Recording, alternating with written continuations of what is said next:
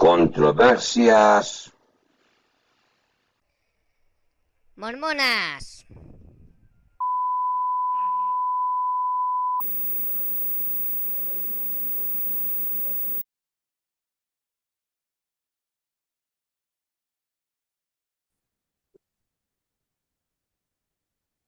Hola, mis estimados amigos, mis hermanos en esta aventura. Aquí estamos una vez más en Controversias Mormonas, en la fiesta pagana 62.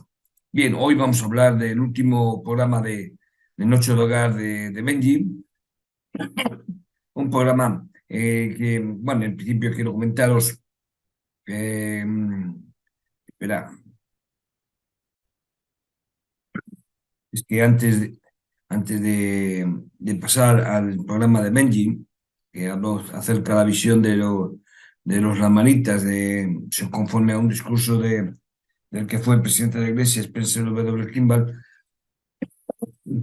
quiero traeros a la memoria algo que para mí no me parece bien, porque es que apuñalaron a un misionero de la Corporación Sur. ¿Eh?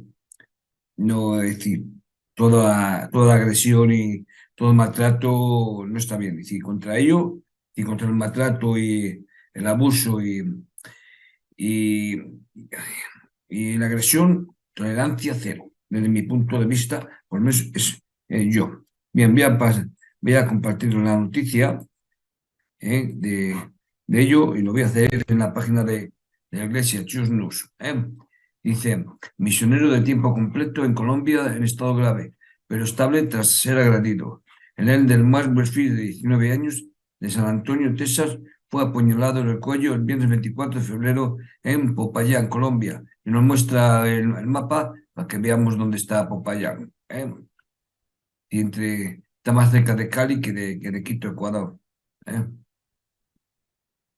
Bueno, dice, un misionero de tiempo completo de la Iglesia de Jesucristo de los Santos Últimos Días que sirve en la misión Colombia-Cali, permanece hospitalizado en estado grave, pero estable después de ser apuñalado el 24 de febrero por la mañana.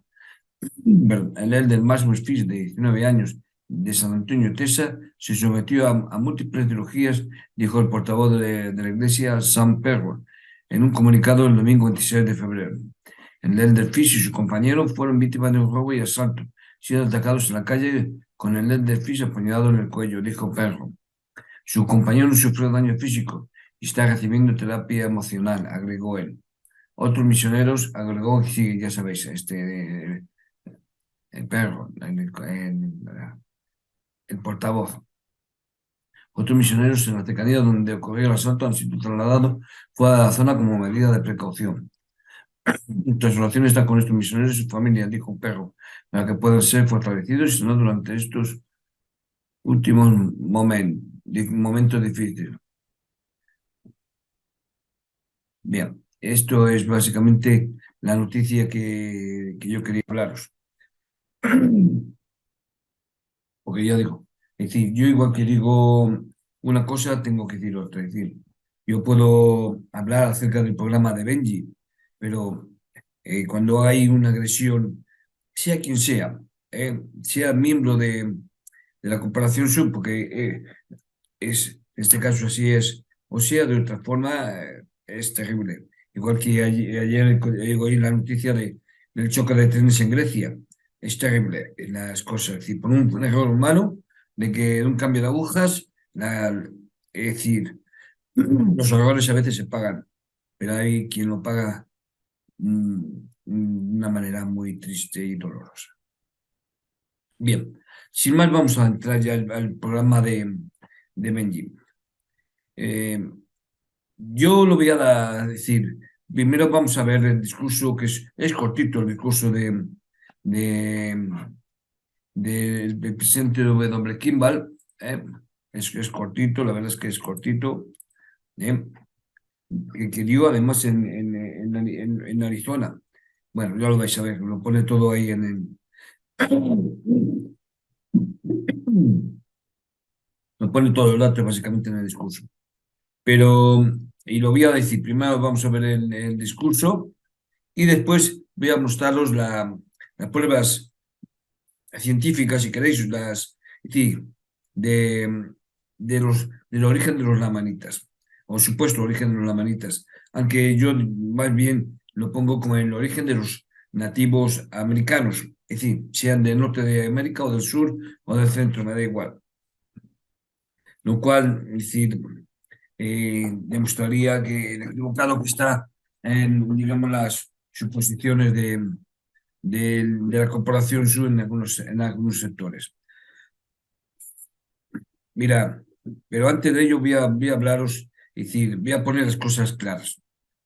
Eh, si buscáis en YouTube, en programas de Masfe, Central de las Escrituras, antes llamado Central del Libro de Mormón, y, y otros, digamos, vídeos de la que apoya la Iglesia Alabama, la Corporación Sur, podéis ver claramente que ellos admiten, es decir, admiten que no hay pruebas de la existencia de la veracidad, no la existencia, de la veracidad del Libro de Mormón. Por tanto, si histórica, científica, arqueológicamente y demás, no hay manera de sostener la veracidad del Libro de Mormón, no se puede poner, por tanto, perdona, no se puede, por tanto, afirmar que los lamanitas o nefitas y demás, jareditas y todo, vale, jareditas sí, sí, porque es decir, hay pruebas de que en el libro de Mormón aparece un pueblo que llegó antes que Ley y familia, los jareditas. Entonces, ¿cómo, es decir, si no hay pruebas, cómo pueden seguir manteniendo que los pueblos de Norteamérica, los nativos americanos, tanto en América como en Sudamérica, Centroamérica y demás, sean los nefitas y lamanitas? Entre otras causas, porque ellos mismos, digamos, se contradicen. Y es, si no quedó ni un nefita ni una manita, ¿cómo pudo estar, cómo pudo haber ahí, si no quedó ninguno?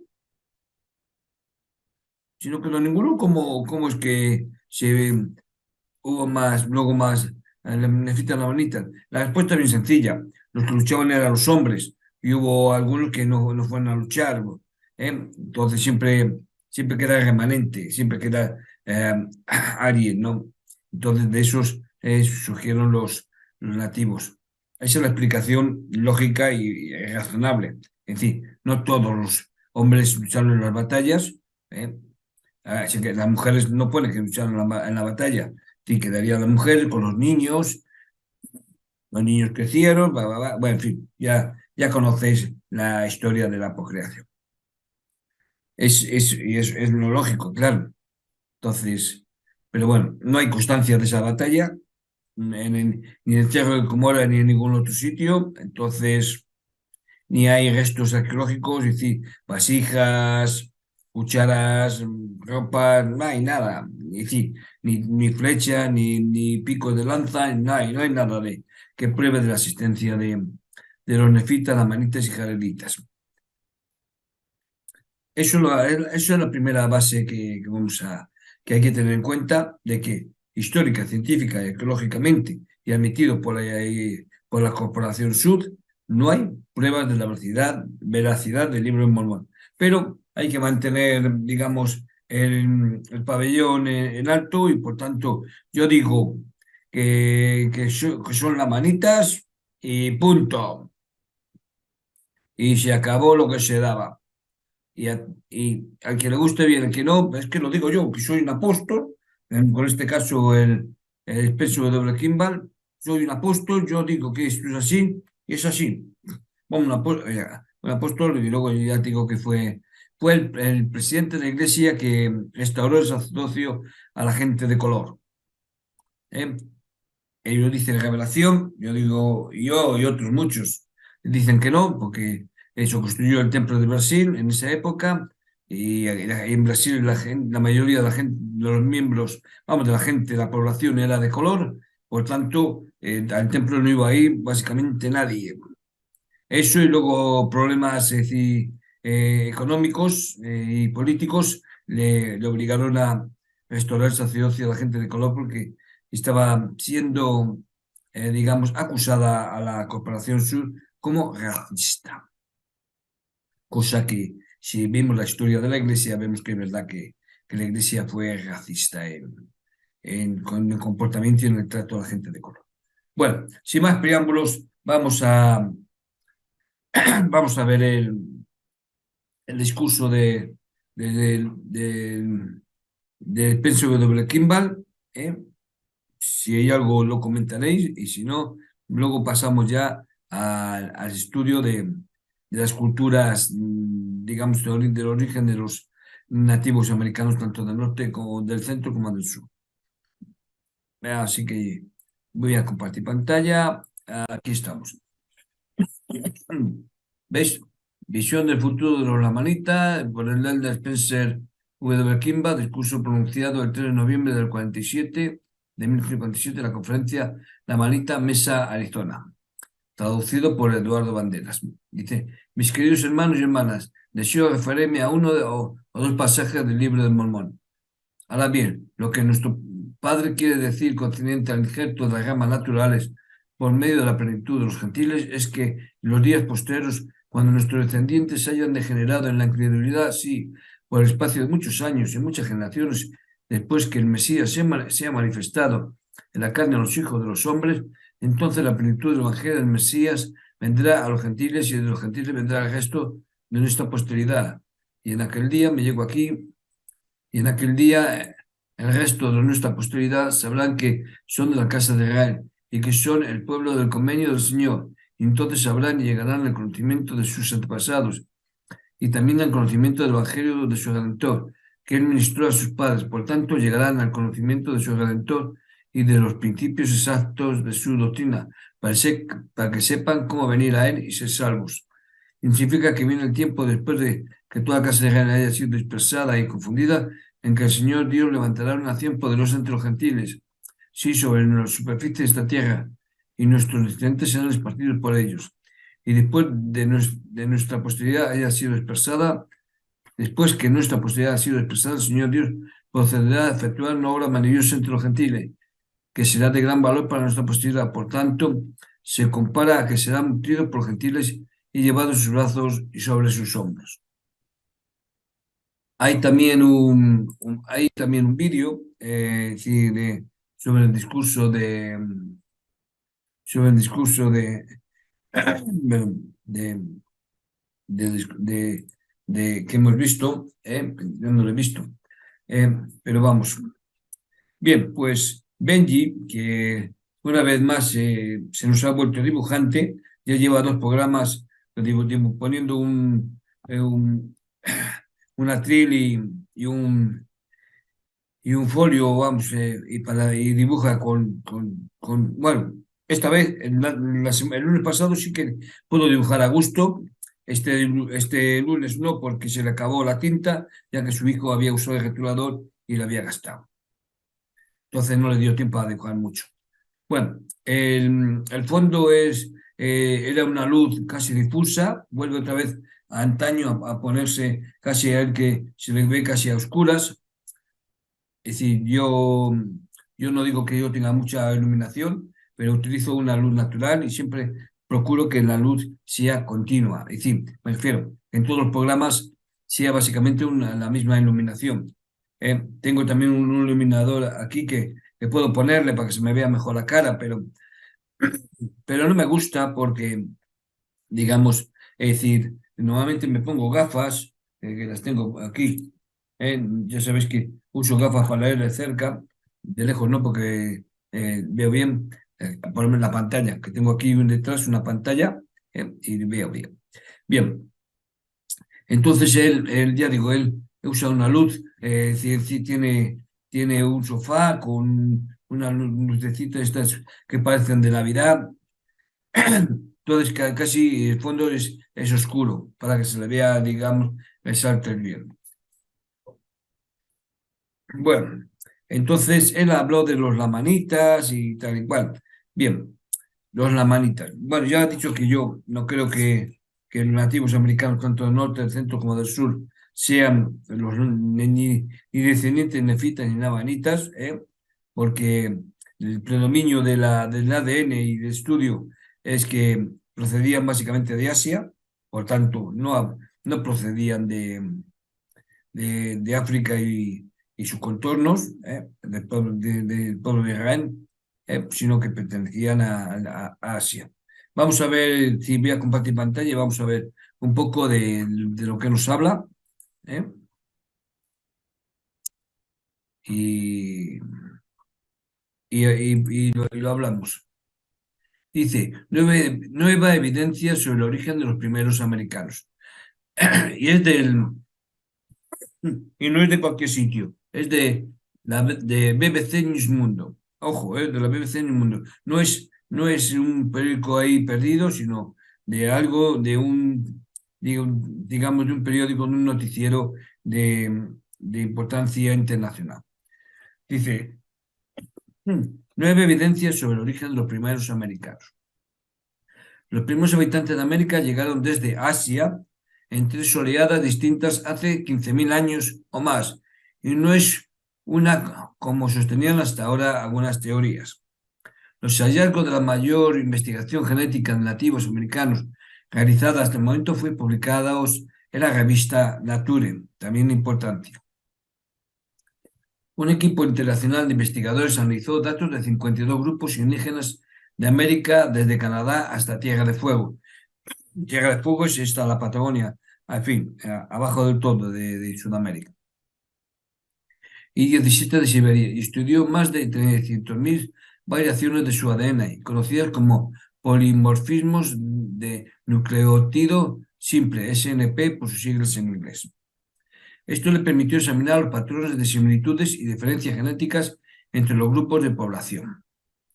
Durante años se ha discutido si la ocupación de América ocurrió en una o varias oleadas procedentes de Siria, dijo el profesor Andrés Ruiz Linares de la Universidad London CEU, de la University College London, coautor de la investigación. Pero nuestra investigación resuelve el debate. Los indígenas americanos no provienen de una sola migración. Linajes asiáticos. Según el estudio, la mayoría de los tribus descienden de la primera oleada a la que han denominado los primeros americanos. La segunda y tercera oleada se limitaron a Norteamérica y solo generaron impacto en las poblaciones del Ártico, cuyas lenguas pertenecen a la familia esquimo-aleutianas y a los chipewyan canadienses. Estas poblaciones, sin embargo, heredaron la mayor parte de su genoma, la secuencia de ADN contenida en los núcleos de las células de la primera migración. Quienes hablan esquimo-aleutiano tuvieron más del 50% de su ADN de los primeros americanos, mientras que los chipewyan obtuvieron alrededor del 90%. Esto significa que las tres olas terminaron mezclándose. Hay por lo menos tres linajes en los indígenas americanos, dijo el coautor David Reich, profesor de genética de la Harvard Medical School. Es decir, y ponen la referencia de las personas para que no digan que alguien lo dijo y ya está. La cepa asiática de la que provienen los primeros americanos es la más antigua, mientras que los linajes que otorgaron parte de su ADN a los esquimales aleutianos y a los chipewyan canadienses están más estrechamente relacionados con las poblaciones actuales de Asia Oriental. Pruebas de ADN mitocondrial, la información genética en las mitocondrias que dan energías a las células, apoyan la teoría de que la descendencia solo proviene de un grupo fundador de colonizadores que cruzaron de Siberia a América a través del puente terrestre de Beringia, es decir, de Bering. Este puente natural apareció durante la última edad de hielo, cuando los niveles del mar eran más bajos y permitió a los cazadores explorar los dos continentes de la última glaciación volvía a desaparecer. Y aquí nos muestra un poco cómo era esto, tiro de las oleadas. Primera oleada hace 15.000 años, que es esta de color así como naranja, y la segunda oleada, que es el color ya más oscuro, que es esta de aquí. Bien.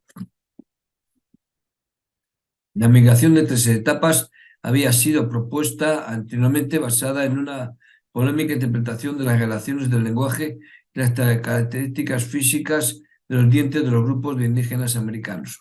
El equipo también encontró que una vez que se encontraban en el continente americano, las personas se movieron hacia el sur a lo largo de una ruta que bordeó la costa y que luego se dispersaron por el camino. Después hubo un poco flujo genético entre los grupos de indígenas americanos, especialmente en América del Sur. Dos excepciones notables a esta dispersión también fueron descubiertas por el estudio. En primer lugar, los hablantes de lenguas chibchas en América Central tienen ancestros del norte y el sur de América, lo que refleja que la población del sur regresó al norte en algún momento. En segundo lugar, los hablantes de la lengua Naukaski y Chukchi en la costa norte de Siberia poseen ADN de los primeros americanos. Por lo tanto, se considera que los hablantes esquimal-aleutianos emigraron de vuelta a Asia, llevando sus genes nativoamericanos. El análisis del equipo se complicó debido a la afluencia en el hemisferio de los inmigrantes europeos y africanos desde 1492 y a los 500 años de mezcla genética que los siguieron. Para solucionar esto, los autores desarrollaron métodos que les permitieron centrarse en las secciones de los genomas de los pueblos indígenas que eran de origen completamente americano. Es decir, hay que tener en cuenta que estamos hablando de, estamos hablando de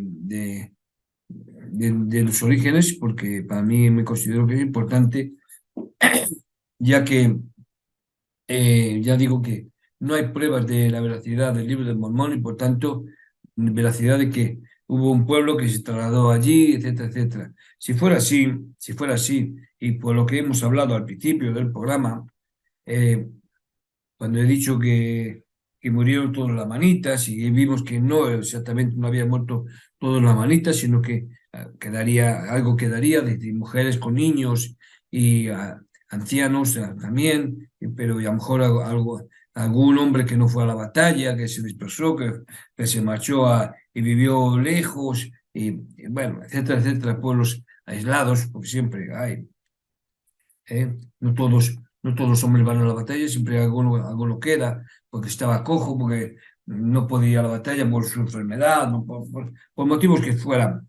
No todos los hombres fueron a la batalla, eso es algo razonable de pensar. Pero entonces ese pueblo, sí, tuvo que tener hijos, y seguir poblando las tierras, ¿no? El mundo. Si en este caso, o Norteamérica, Centroamérica o Sudamérica. Perdona. Así que tiene que haber pruebas genéticamente hablando de su existencia. No hay nada.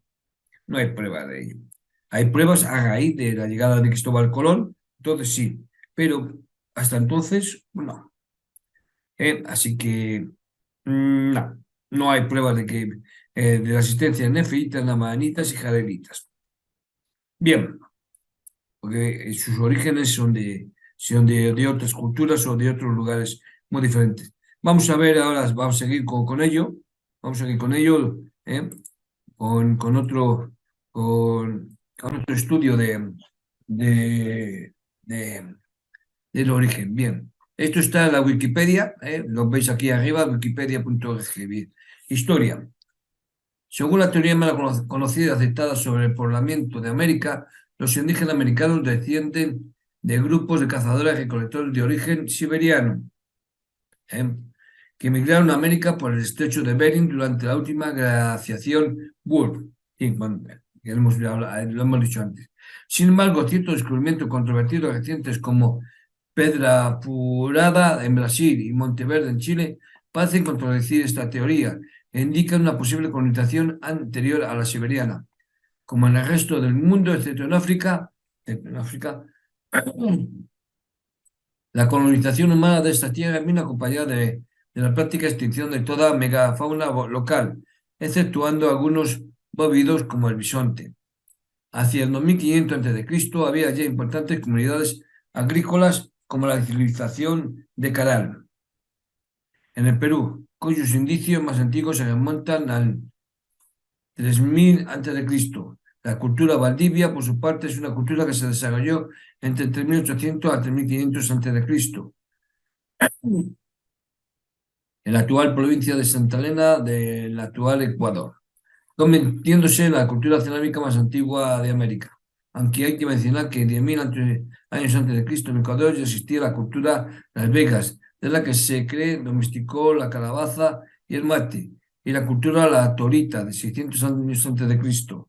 Es decir, 600 años antes de Cristo se supone que tenían que ser los nefitos y lamanitas, quienes fueron los primeros en la historia de la humanidad en hacer orfebrería con platino.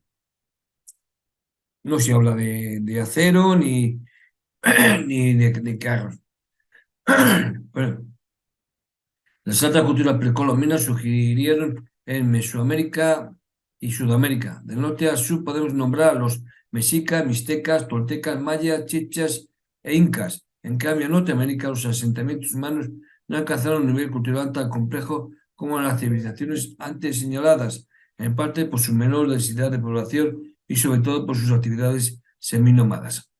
Se cree que en el siglo XI de nuestra era, vikingos de origen noruego establecieron las primeras colonias europeas en América, concretamente en lo que hoy se llama Nueva Escocia, aunque su estancia debía ser muy breve y su repercusión sobre los indígenas americanos no muy importante. A partir de 1492 se inicia la colonización europea de América. El Imperio Español se expandió a los territorios de América bajo la bandera de la evangelización. La descolonización española trajo de reemplazo los sistemas locales y el gobierno la imposición de administradores sujetas a la corona de Castilla. Fin, y entonces empiezan a hablar aquí de, junto con las sanciones militares, la sujeción de nativos al sistema de trabajo forzado, mientras encomiendas y otros régimen, y el contacto con enfermedades para las cuales carecían de anticuerpos, ocasionaron la bruta, la viruela y demás. Reducción de la población indígena americana. En la región de colonización portuguesa, inglesa y francesa, la continuidad cultural indígena americana ha sido menor, como se acaba de señalar, siendo que en regiones de soberanía castellana las costumbres nativas se preservaron en su gran mayoría. En Perú, Bolivia, Ecuador y Paraguay, la provincia de Corrientes, Argentina, hay lenguas indígenas con rango de cooficiales junto al español. Groenlandia tiene como única lengua oficial al idioma groenlandés. Además, tanto en Paraguay y México como en Venezuela, las lenguas indígenas han alcanzado el reconocimiento de lenguas nacionales, aunque en comparación con otros países, en México un porcentaje muy pequeño del país habla una lengua indígena. En 2020 solo el 6,2% de los mexicanos fueron registrados por el Instituto Nacional de Estadística y Geografía como capaces de hablar una lengua autóctona, y con el 93% de los indígenas en México siendo hablantes nativos de español como monolingües o hablantes bilingües de español como segundo idioma. Bien, no voy a extenderme mucho. eh, Simplemente quiero crear las bases del origen de los nativos americanos, tanto del norte, central como sur de América, eh, para que veamos que no hay base de creencia de fites en la manita. Es que no han encontrado restos. Y cuando han encontrado restos de origen africano ya era moderno, es decir, posterior a la venida de Cristóbal Colón. Entonces, no se puede hablar de la existencia de la manita, pero el programa de Benji habla como que el presidente Kimball y otros decir, consideran a esta gente la manita. No es así. Es decir, yo si fuera del nativo americano del norte, central o del sur, me ofendería y me molestaría mucho que tengan ese concepto de mi raza y de mis culturas. ¿Eh? Más que nada, pues cuando no hay pruebas de ello, aunque hay otros muchos entre los que intentan demostrar que ello es un profesor de arqueología que tienen la Corporación Sur, que se llama José Tobar, que intenta por todos los medios cualquier cosa que encuentra, por ejemplo, en lo de que encontraron es decir, el origen de la tumba de Ismael, que luego se ha demostrado que no es verdad, que tiene falta de coherencia esa, la afirmación y se ha visto, y yo decía, he hablado en uno de mis programas he hablado de ello, ¿eh? Porque no se puede decir que en todo, digamos, en toda provincia, en todo Madrid, por ejemplo, que es la capital de España, en todo en Madrid, no hay una tumba que se llame José García Pérez, por ejemplo. Es muy difícil, decir, porque hay muchos José García Pérez. Y no exclusivamente ese hombre, José García Pérez, murió en tal sitio. Porque igual que murió en la capital, puede haber muerto en los alrededores de Madrid. Es decir, en algún pueblo de Madrid puede que haya otro José García Pérez. También puede que haya un José García Pérez, es decir, que tenía que haber muerto digamos, en 1825, ¿eh? Y encontramos un José García Pérez que murió en 1925. Ah, encontré a José García Pérez. Pero hombre, es de 1925, no 1825. Ah, se equivocaron en 100 años al poner la lápida. Eh, Bien. Y luego bueno, quiero que sepáis que yo estuve en el programa bueno, no estuve de manera presencial, sino que vi el programa de Benji y la Grimita de Anthony Monroy. Incluso si lo veis, desde el principio hay comentarios míos, explicando, y uno de los comentarios míos, y sí, además se dice una profecía, porque hablaba de que el presidente Kimball había hecho es decir, era un visionario y había visto la época moderna con grandes avances tecnológicos, etcétera, etcétera. Y en los comentarios yo le pongo, yo veo que en el futuro los coches no irán por tierra. Es decir, los coches van a volar, créanme, los coches van a volar. Nosotros para viajar no vamos a ir por tierra, vamos a ir volando de un punto A al punto B, siendo este punto B no muy lejano. Es decir, tenemos que ir al médico, pues no vamos a ir por carretera, vamos a ir volando, porque se va a llegar antes. El tráfico va a ser muy grande, claro, porque tanta gente. Y luego también digo que en el futuro veo que los coches no van a usar ya ni gasolina, ni gasoil, ni ningún producto, ni combustible así líquido, sino van a usar otras energías. Por ejemplo, la eléctrica. ¿eh? Así veo yo el mundo futuro, y no muy lejano, ¿eh? No muy lejano. Pero si miramos visión, porque lo primero, el carácter humano es de evolución. Entonces, ¿qué más puedo decir con respecto al futuro? Pues veo que en el futuro se va a dominar más las enfermedades. El cáncer casi ya se va a erradicar, se va a poder combatir el cáncer. Las enfermedades mentales como el Alzheimer, el Parkinson y demás van a estar más controladas. Pero yo puedo hacer estas afirmaciones porque confío en el futuro y confío en la humanidad y confío en la evolución y en las mejoras médicas y culturales. Entonces, los avances tecnológicos van a seguir avanzando. Yo, por ejemplo, veo que vamos a tener aquí como un implante o algo así y vamos a poder comunicarnos, ¿no? Es decir, ¿llaman por teléfono? Sí, dime. Ah, vale, gracias. Corto. Es decir, si tenemos aquí y tal, nos ponemos un aparato o nos ponemos una diadema o vamos a tener algo, incluso unas gafas y podemos ver películas aquí sin tener que estar en casa. Veo muchos avances en el mundo. Es decir, entonces o sea, la tecnología va a seguir avanzando. Los teléfonos va a ser, incluso los teléfonos les podemos llevar como si fuera el reloj, como si fuera un reloj, pues, o una muñequera. ¿eh? Vamos a dejar esto aquí y tal. Entonces, me llaman, sí, dime, tal. Y podemos a lo mejor de aquí tener conectado por Bluetooth o por otros medios aquí a un auricular que tenemos aquí puesto. Sí, hay muchos tipos de, decir, te puedes imaginar el futuro de muchas maneras. Bueno, pues ya digo que Benji trató como que el que fuera presidente de la iglesia, el peso de los que fuera un visionario y vio los tiempos modernos y los grandes avances tecnológicos que íbamos a tener hoy. Por supuesto, sí, es de lógica. Ya digo que hasta yo he hecho pronóstico para el futuro y un futuro inmediato, no un futuro muy lejano. ¿Eh?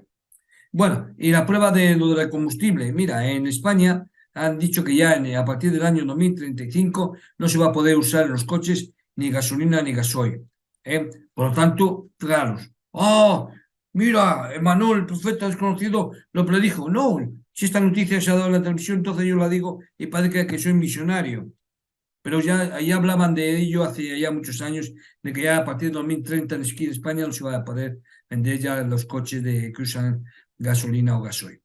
Por tanto, a partir de entonces los coches no se van a poder usar y van a ser todos coches o principalmente eléctricos, aunque sean híbridos, tienen que ser con energía eléctrica. Pues los aviones pues usarán a lo mejor algún combustible o se modernizarán, se volverán tan modernos que también irán con energía eléctrica o energía solar, etcétera, etcétera. Como tengo la garganta. Bien, no tengo nada más que comentar acerca del programa de Benji. He intentado alargarme lo más que pueda, pero es que no se puede estirar. De donde no hay, no se puede sacar. ¿Eh? Yo le recomendaría a Benji que mejorara sus programas, que usara fuentes fidedignas, que pusiera más iluminación en su casa, aunque yo comprendo que los recibos de la luz han subido mucho en todas partes. En fin, gracias mis estimados amigos, mis hermanos en esta aventura, por estar aquí una semana más, escucharme a mí, ¿eh? Al más guapo que... No, en fin, yo me considero que soy feo. Guapo era cuando era pequeño. Bien. Espero que nos podamos ver la próxima semana con otro interesante programa de la noche de gas de Benji y la grimita de Nazarismo Joven. Hasta entonces, sed felices, pasadlo bien, que tengáis una buena semana. Hasta pronto.